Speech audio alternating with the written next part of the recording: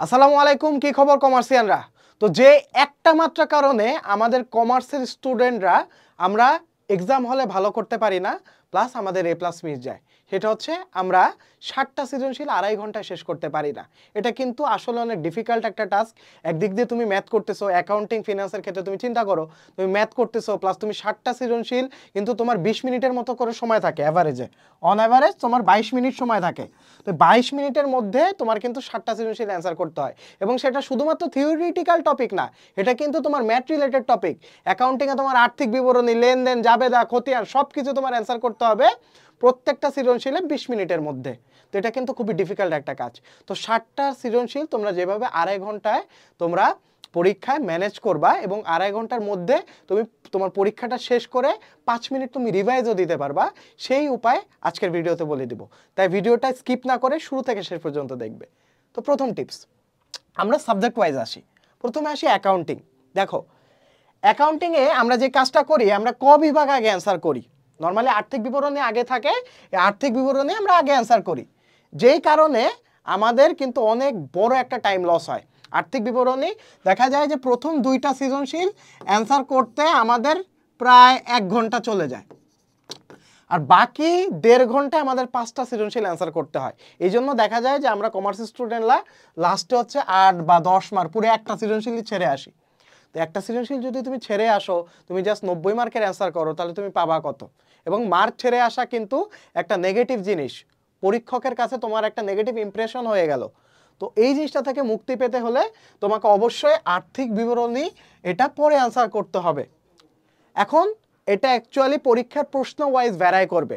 যদি আর্থিক বিবরণী সহজ থাকে, বিশদায় বিবরণীর জাস্ট একটা পার্ট থাকে যে মোট লাভ নির্ণয় করো, তারপর হচ্ছে সম্পদ, মোট সম্পদ নির্ণয় করো, তাহলে তোমার ছোট ছোট ম্যাথ, ওটা তোমার কোয়েশ্চেন দেখে নির্ণয় করতে হবে। তবে আমার সাজেশন হচ্ছে খ বিভাগ আগে শুরু করা, যেমন রেওয়া মিল, লেনদেন, জাবেদা, এই চ্যাপ্টারগুলো খুবই ছোট এবং এখানে কোয়েশ্চেনগুলো খুবই সহজ হয়।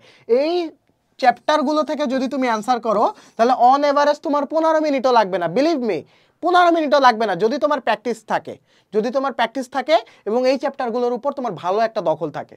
ওকে, তো এই রকম যেগুলোতে তোমার শর্ট টাইম লাগে, যেগুলো টাইম শর্ট থাকে, যে চ্যাপ্টারগুলো শর্ট থাকে এবং যে চ্যাপ্টারগুলো ইজি থাকে, সেই চ্যাপ্টারগুলো থেকে আগে অ্যান্সার করবা।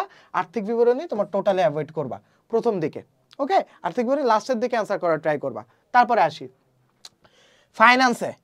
ফাইন্যান্সের ক্ষেত্রেও সেম সাজেশন থাকবে। এখন ফাইন্যান্সে তোমাদের একটা জেনারেল কোয়েশ্চেন আছে যে ভাইয়া আমি কি আগে থিওরিটিক্যাল অ্যান্সার করব নাকি ম্যাথ অ্যান্সার করব? দেখো, এটা অ্যাকচুয়ালি একটা গ্যাম্বল, একটা জুয়া খেলার মতো। তুমি যদি অতি মাত্রায় কনফিডেন্ট থাকো, তাহলে তুমি ম্যাথ অ্যান্সার করতে পারো। ম্যাথ অ্যান্সার করলে হবে কি, তোমার টাইম কম লাগবে, থিওরিটিক্যালে তোমার টাইম বেশি স্পেন্ড হবে। তো তুমি আগে তোমার স্ট্রেংথ জানো, উইকনেস জানো। তুমি যদি ম্যাথে অনেক বেশি উইক থাকো, তাহলে আগে তুমি চ্যাপ্টার 1-2 দিয়ে শুরু করতে পারো, চ্যাপ্টার 1-2 দিয়ে শুরু করতে পারো। হ্যাঁ, তাহলে তুমি আগে থিওরিটিক্যাল লিখলা, তোমার রিস্কটার থেকে তুমি বের হয়ে গেলা। তোমার যদি ম্যাথেও দুর্বল থাকো, আবার শুরু করলা ম্যাথ দিয়ে, পরীক্ষার হলে তুমি গবেষণা করা স্টার্ট করে দিলা, গবেষণা করতে যেয়ে দেখলা তোমার টাইম শেষ, লাস্টে 1-2টা তোমার সৃজনশীল বাকি থাকবে। তো এই কাজটা ভুলেও করতে যাবে না। যারা অতিমাত্রায় কনফিডেন্ট তারাই একমাত্র আগে ম্যাথ অ্যান্সার করবে। চ্যাপ্টার 3-4, চ্যাপ্টার 3-তে কী থাকে? তোমার অর্থের সময় মূল্য থাকে। হ্যাঁ, চ্যাপ্টার 4-এ কী থাকে? তোমার হচ্ছে মূলধনে আয় ব্যয় প্রাক্কলন, এই চ্যাপ্টারটা থাকে। তো এই চ্যাপ্টারগুলো থেকে তুমি তখনই অ্যান্সার করবা যখন তুমি দেখবা ম্যাথ যেটা আসছে এটা একদম শিওর শট। ওকে, তাহলে তুমি এখানে একটা টাইম সেভ করতে পারবা। ওকে, তোমার একটা টাইম সেভ হবে।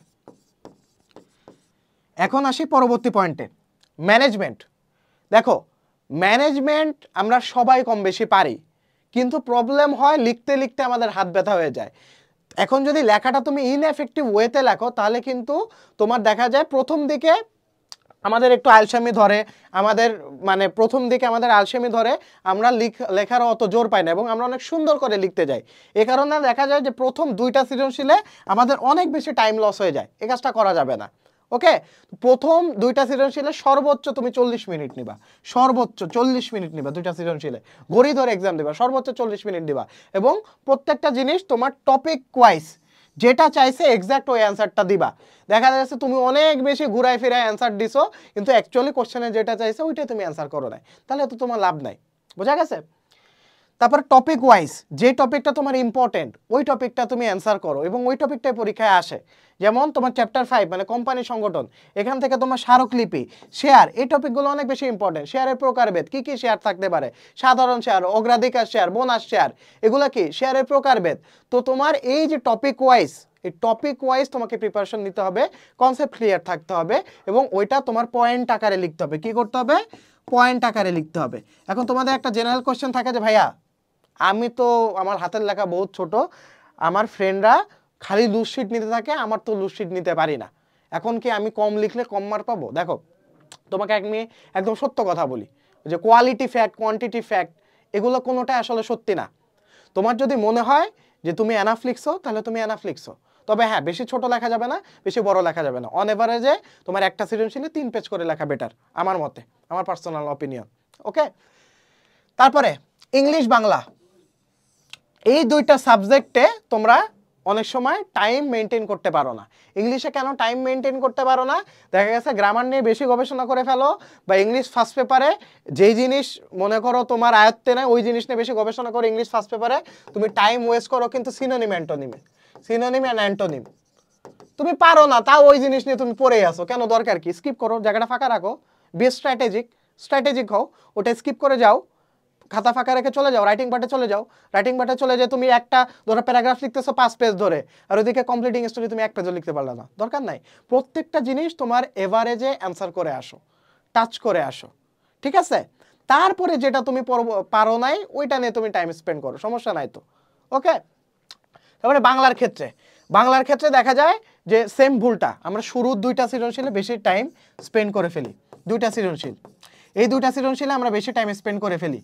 হ্যাঁ, এই জন্য পরবর্তীতে দেখা যায় যে পদ্য থেকে আমরা যে অ্যান্সার দিই, ক বিভাগ থাকে, খ বিভাগ থাকে, গ বিভাগে আনন্দ পাঠ থেকে দিতে হয়। তো আনন্দ পাঠের অংশটুকু আমরা কিন্তু বেশি অ্যান্সার করতে পারি না, কিন্তু দেখা যায় যে আনন্দ পাঠ থেকে কিন্তু তোমার মার্কস পাওয়ার প্রবাবিলিটি বেশি থাকে। কারণ গদ্য তোমার সিমুলেট করতে হয়, চিন্তা করতে হয় যে গদ্যের এই অংশটুকু কার সাথে মিল আছে, এটা তোমার ঠিক হতেও পারে নাও হতে পারে। কিন্তু যে আনন্দ পাঠের যে অংশটা থাকে, হ্যাঁ, বা পাঠ সহায়িকার যে অংশটা থাকে, যে তোমার উপন্যাস আছে লাল সালু, এই যে উপন্যাসের যে তোমার অংশটা থাকে এটা কিন্তু তোমার একদম সিওর শট, এখানে তোমার ভাবার কিছু নাই। তো আনন্দ পাঠ যেন তুমি ঠিকঠাক মতো অ্যান্সার করতে পারো সেই জিনিসটা তোমার মাথায় রাখতে হবে। এই জন্য তোমার 2টা সৃজনশীলে তোমার টাইম ওয়েস্ট করা যাবে না। এখন তোমাদের কোশ্চেন আসতে পারে আমরা কি আনন্দ পাঠ আগে অ্যান্সার করব? দরকার নাই, সিরিয়ালি যাও, বাট একটা বেসিক টাইম মেনটেন করো, এটাই আমার সাজেশন থাকবে। ওকে, আর বাংলা দ্বিতীয় পত্রের ক্ষেত্রে রচনায় কিন্তু তোমার অনেক বেশি পয়েন্ট করে লিখতে হয়, তাই বাকি মানে রচনায় নিম্নে আমার মতে আমি অ্যাটলিস্ট 1 ঘন্টা রাখতাম, আমি 1 ঘন্টা রাখতাম। বাকি যে রাইটিং পার্টগুলো আছে ওগুলো আমি 1 ঘন্টার মধ্যে শেষ করতাম, ওগুলো আমি 1.5 ঘন্টার মধ্যে শেষ করতাম।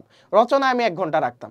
তো রচনা আমি মনের মাধুরী মিশিয়ে লিখতাম, পয়েন্ট আকারে লিখতাম, অনেক কোট লিখতাম, কোট মানে কি উদ্ধৃতি লিখতাম। তো এটা আমার রচনার মার্ক বাড়ায় দিত। তো এই কয়েকটা টিপস যদি তুমি ফলো করো তাহলে 7টা সৃজনশীল তুমি এফিশিয়েন্টলি তুমি পরীক্ষার হলে অ্যান্সার করে আসতে পারবা ইনশাল্লাহ। ওকে, এবং তোমরা যারা এসএসসি বা এইচএসসি স্টুডেন্ট আসো এবং তোমাদের গাইডলাইন দরকার, তোমরা কোথাও আটকে গিয়েছো, এরকম যদি স্টুডেন্ট থেকে থাকো তোমরা আমাদের মেন্টরশিপ প্রোগ্রামে এনরোল করে ফেলতে পারো। তো এই ভিডিওর ডেসক্রিপশন বক্সে তোমার সব কিছু বলা থাকবে। তো একটা গ্রুপের লিঙ্ক দেওয়া থাকবে, ওই গ্রুপে তোমরা জাস্ট মেসেজ করবা, মেসেজ করলেই এই মেন্টরশিপ প্রোগ্রামের ডিটেলসটা দিয়ে দেওয়া হবে। তো এই মেন্টরশিপ প্রোগ্রামটা আর 8-10টা প্রোগ্রামের মতো না যে জাস্ট তোমার একটা হোয়াটসঅ্যাপ নাম্বার দেওয়া থাকবে, তুমি কন্ট্যাক্ট করলে ভাইয়া কেমন আছো, ভালো আছি, এটা বুঝতেছি না, তোমাকে জাস্ট আমি গাইড করে দিলাম, এরকম না। এখানে কিন্তু একটা গ্রুপ থাকবে, যে গ্রুপে আমরা উইকলি একটা লাইভ ক্লাস রাখার ট্রাই করব। যে লাইভ ক্লাসে তো মেন্টরশিপ প্রোগ্রামের যতগুলো স্টুডেন্ট এনরোল থাকবে প্রত্যেকের প্রবলেম আমি শুনবো এবং ওই ওয়াইজ তোমাদেরকে সাজেশন দিব, ওই ওয়াইজ তোমাদেরকে গাইড করে দিব। ওকে, তো আজকের ভিডিও এ পর্যন্তই, তোমাদের সাথে দেখা হচ্ছে পরবর্তী ভিডিওতে। আসসালামু আলাইকুম।